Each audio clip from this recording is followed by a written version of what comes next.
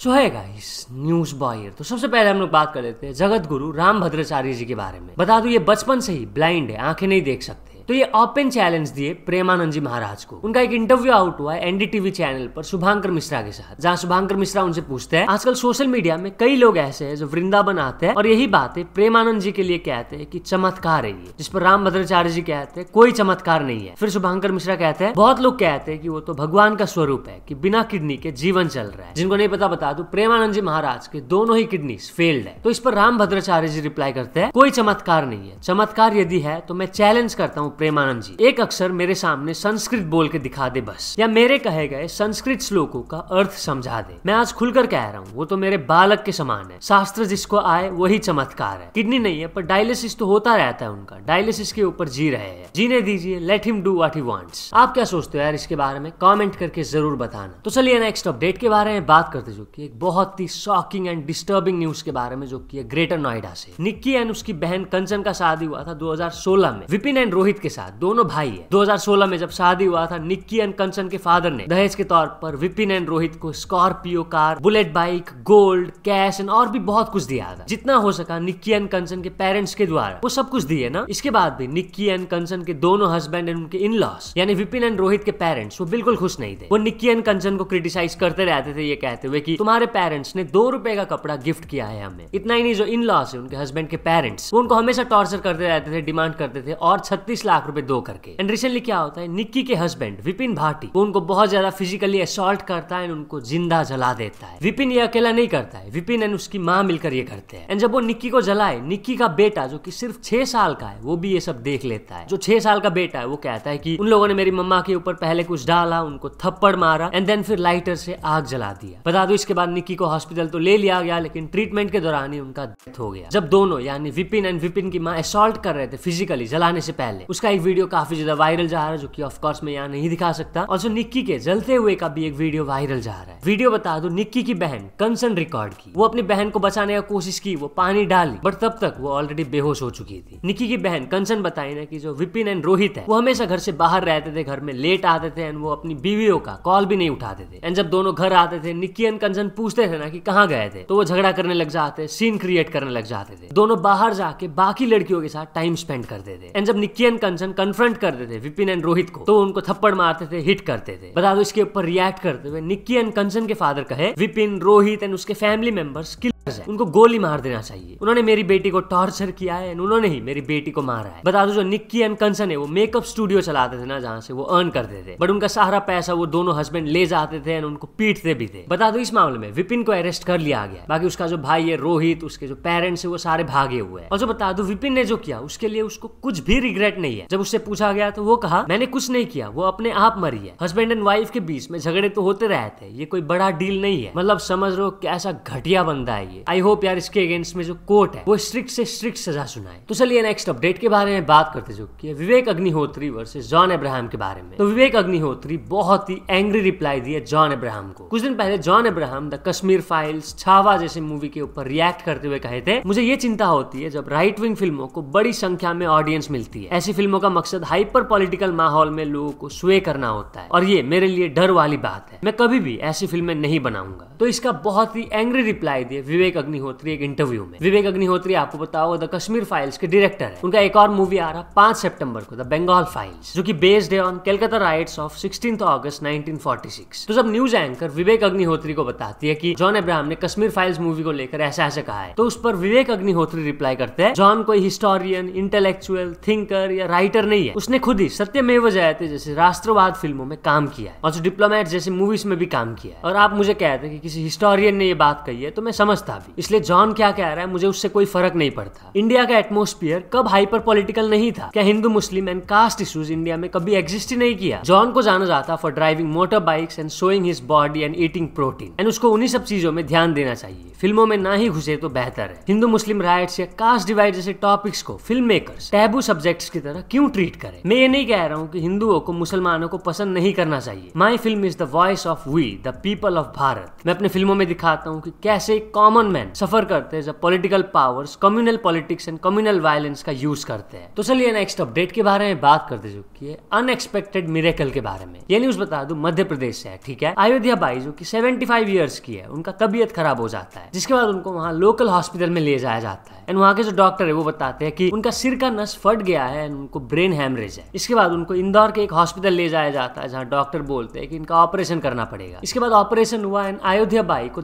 घोषित कर दिया गया। अब जो उनके रिलेटिव्स है वो उनका डेड बॉडी लेकर गांव जा रहे थे ना अंतिम संस्कार करने के लिए। उतने में क्या होता है, एक स्पीड ब्रेकर आता है एंड कार जंप कर जाता है। होता है ना, झटका लगता है ना स्पीड ब्रेकर में अगर आप स्पीड में होते हो। तो जब ये हुआ अयोध्या बाई अचानक से खांसने लग गई एंड ये देखकर सारे लोग खुश हो गए ना। लोगों को आप देख सकते हो मैसेजेस भी भेज दिया गया था कि अयोध्या बाई का डेथ हो गया है करके व्हाट्सएप पे। थोड़ा क्लियर नहीं है लेकिन आप देख सकते हो। गांव में तैयारी चल रहा था अंतिम संस्कार का एंड ये सुन के सारे लोग पहले तो शॉक्ड हो गए, उन्हें विश्वास ही नहीं हुआ। तो लोग अभी इसे भगवान का चमत्कार बता रहे हैं। क्या लगता है आप लोगों को, ये भगवान का चमत्कार है या डॉक्टर की लापरवाही? कमेंट करके जरूर बताना। तो चलिए नेक्स्ट अपडेट के बारे में बात करते चुकी है ध्रुव राठी के बारे में। तो ध्रुव राठी आउटलुक बिजनेस के साथ एक एक्सक्लूसिव इंटरव्यू में उनके नए स्टार्टअप एआई फिएस्टा से रिलेटेड बहुत कुछ बात की। सबसे पहले तो बताया कि उन्होंने एआई फिएस्टा ऐप अपने यूज के लिए बनाया था, इंटरनल यूज, ताकि वो पैसा एंड टाइम सेव करे by using all tools on one platform. और जो उनसे पूछा गया कि काफी सारे लोग एंड क्रिटिक्स ये कहते हैं कि एआई फिएस्टा बस एक एग्रीगेटर है, इसके ऊपर आप क्या कहना चाहोगे? जिसके बारे में ध्रुव राठी कहते हैं मैंने अपने लॉन्च वीडियो में ही क्लियरली मेंशन किया है कि मेरा आइडिया सिंपल है एंड मैं कोई इनोवेटिव नहीं कर रहा हूँ। एआई फिएस्टा ने मेरे खुद के डेली प्रॉब्लम्स को सॉल्व किया विद द एआई चैटबॉट्स, इसलिए मैंने ये पब्लिक कर दिया। अब अगर लोग अपना प्रॉब्लम सॉल्व करना चाहते हैं तो वो इस ऐप का यूज कर सकते हैं। मैंने कभी क्लेम नहीं किया कि मैंने बहुत बड़ा कुछ इनोवेट किया है। और जो बता दूं, एआई फिएस्टा के लॉन्च के 2 दिन बाद चैट जीपीटी ने इंडियन यूजर्स के लिए गो प्लान इंट्रोड्यूस किया, वो भी सिर्फ 399 रुपीज में। क्या आपका भी कुछ ऐसा प्लान है फॉर द कंट्री? जिस पर ध्रुव राठी कहते हैं चैट जीपीटी ने जो किया 399 रुपीज का गो प्लान निकाल के हम इसे पॉजिटिव साइन समझते हैं फॉर आवर प्रोडक्ट। हमारा भी प्लान है चैट जीपीटी से ज्यादा एफोर्डेबल प्राइस में कुछ रिलीज करने का, बट अभी के लिए हमारा प्लान ज्यादा वैल्यू ऑफर करता है देन चैट जीपीटी, क्योंकि चैट जीपीटी का सिर्फ एक एआई बॉट का उतना कॉस्ट है 399 रुपीज एंड हम देते हैं सारे टॉप एआई बॉट्स, वो भी सिर्फ 999 रुपीज में। एंड जैसे जैसे नए मॉडल्स आते रहेंगे मार्केट में हम उसको भी ऐड करते रहेंगे। और जब उनसे पूछा गया कि क्या अगर चैट जीपीटी या जेमिनाई या बाकी एआई टूल्स अगर उनका प्राइस बढ़ाते हैं सब्सक्रिप्शन का तो क्या आप भी बढ़ाओगे? जिस पर ध्रुव राठी क्लियरली कहे कि मैं नहीं बढ़ाऊंगा प्राइस। और सबसे इंपॉर्टेंट सवाल उनसे पूछा गया टोकन्स को लेकर कि क्या उनका जो 4 लाख टोकन्स का लिमिट है वो कम नहीं पड़ जाएगा यूजर्स के लिए? क्योंकि कुछ भी आप सर्च करते हो तो रिजल्ट्स 6 एआई मॉडल्स देते हैं, chat GPT, Gemini, Grok and और भी बहुत सारे। जिस पर ध्रुव राठी कहते हैं मैंने टोकन्स के बारे में अपने वीडियो में इसलिए नहीं कहा क्योंकि मैंने अभी तक कोई लिमिट सेट नहीं किया है। हम अभी समझना चाहते हैं कि जो यूजर्स है वो कितना टोकन्स का यूज करते हैं, उनको कितना चाहिए। We first wanted to understand user patterns in detail. इसके लिए मैंने बहुत सारे एआई प्लेटफॉर्म से भी पूछा कि एक यूजर ऑन एन एवरेज कितना टोकन्स यूज करता है। तो मैक्सिमम एआई प्लेटफॉर्म्स यही कहे कि एक यूजर पर महीने 50,000 से लेके 1 लाख टोकन्स यूज करता है एंड ज्यादा से ज्यादा 2 लाख से 2.5 लाख टोकन्स लोग यूज करते हैं। इसलिए हमने इनिशियल लिमिट रख दिया 4 लाख टोकन्स का। अभी जो हमारे 10-20 हजार कस्टमर्स हैं हम उनका देख रहे हैं कि वो कितना टोकन्स कंज्यूम कर रहे हैं वीकली बेसिस पर एंड उस हिसाब से we are keeping the token limit flexible. अभी तक सिर्फ 1% से भी कम यूजर्स ने 4 लाख टोकन्स के लिमिट को एक्सीड किया है एंड हमने उनको फ्री टोकन्स भी दिए। 1 महीना बीत जाने के बाद हम ये सब कुछ देखेंगे एंड देन फिर एक sure short token plan introduce करेंगे। तो चलिए नेक्स्ट अपडेट के बारे में बात करते चुकी है कॉमेडियन हर्ष गुजराल के बारे में। तो हर्ष गुजराल के साथ एक फॉरेन कंट्री के एयरपोर्ट में सीन हो गया। वो नमक कैरी किए थे बैग में, लेकिन जो एयरपोर्ट सिक्योरिटी वाले हैं उन्हें लगा वो कुछ और है, जिसके ऊपर रिएक्ट करते हुए हर्ष गुजराल लिखे 30 मिनट से नमक को कोई नशा समझ के टेस्ट करने में लगे हैं। चाट के देख ले भाई। टेस्टिंग हो रही है दोस्तों,